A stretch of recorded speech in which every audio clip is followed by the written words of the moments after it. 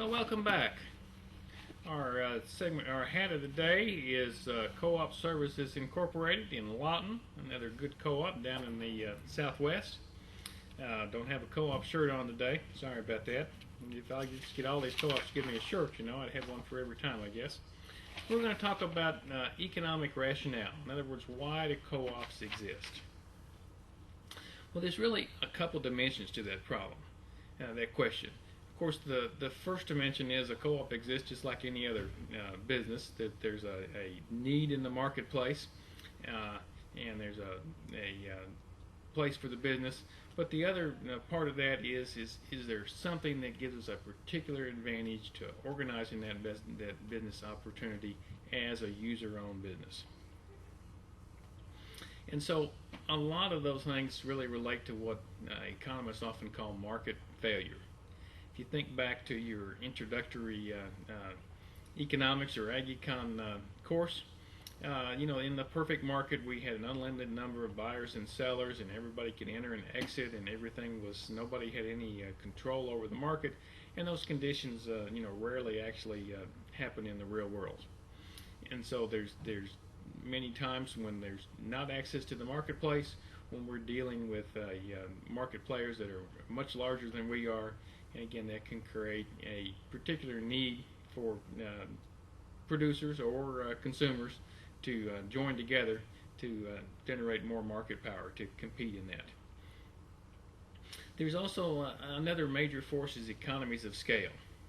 And so on a per bushel basis, it costs quite a bit less, maybe a third less, to construct a huge grain elevator than it would be to put the same bushel storage, or put a per bushel storage on a farm bin.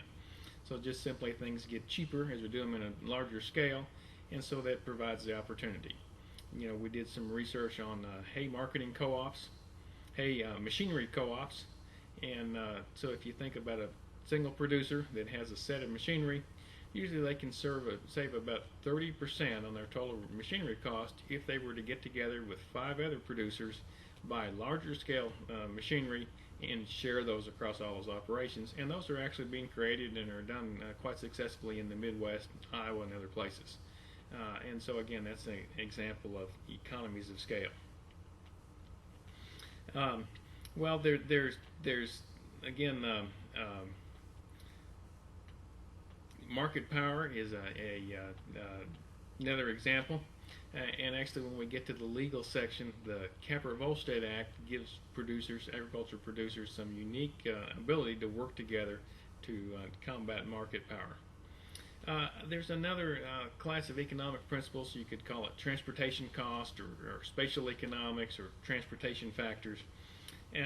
And so, basically it's just location does matter. So if you think of things like cotton before it's ginned, oranges and other things that need to be processed, there's a lot of transportation cost involved, and we can a lot of times minimize those transportation costs by forming one cooperative in the right place.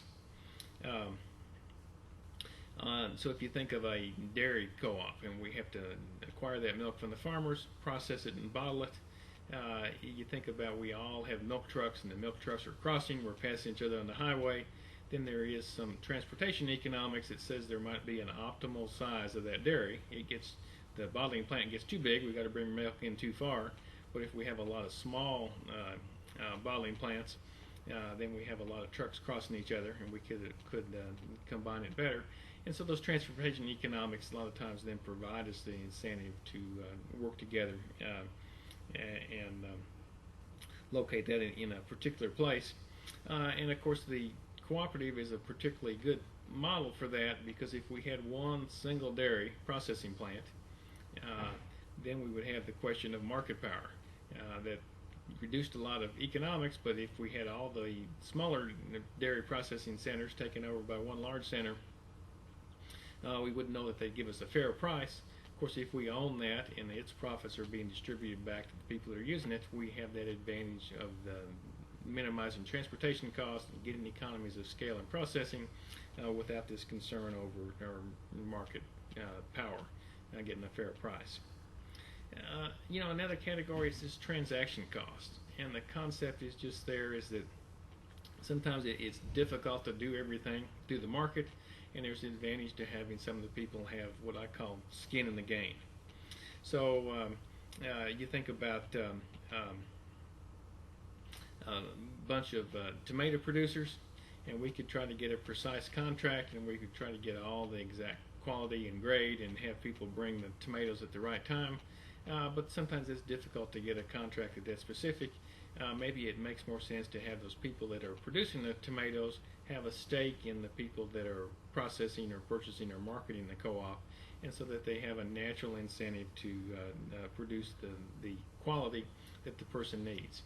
The other thing of transactions cost is that a lot of times it takes time, and so I've got to find a market for my tomatoes, and I've got to find it quickly before the tomatoes rot.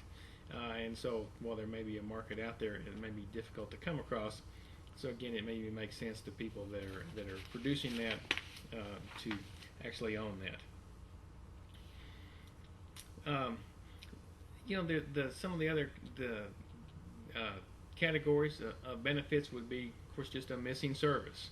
So if you think of the organic food co-ops, I think a lot of the co-ops, actually even our traditional co-ops, when they started, producers simply didn't have a place to take their wheat, didn't have a place to buy fertilizer, so they joined together to create that infrastructure. And many of the class projects really relate to something that students can figure out that there is a service or a good that's missing on the marketplace that would make sense, ought to be produced, and it'd be logical to produce that as a cooperative. So example, there was a project, and we have a short case study on it later in the class, called American Native Beef, and that was producers in southwest Oklahoma wanted to create a cow and bull processing plant. A lot of the culled cattle from those regions were being hauled as far as Nebraska and Florida, and so from transportation advantages, but also basically just because that service was missing, they felt like they weren't getting a very favorable price for their cull animals. And so that's an example of something that the missing service creates the economic opportunity for the business. And again, it makes a good example to do that as a cooperative.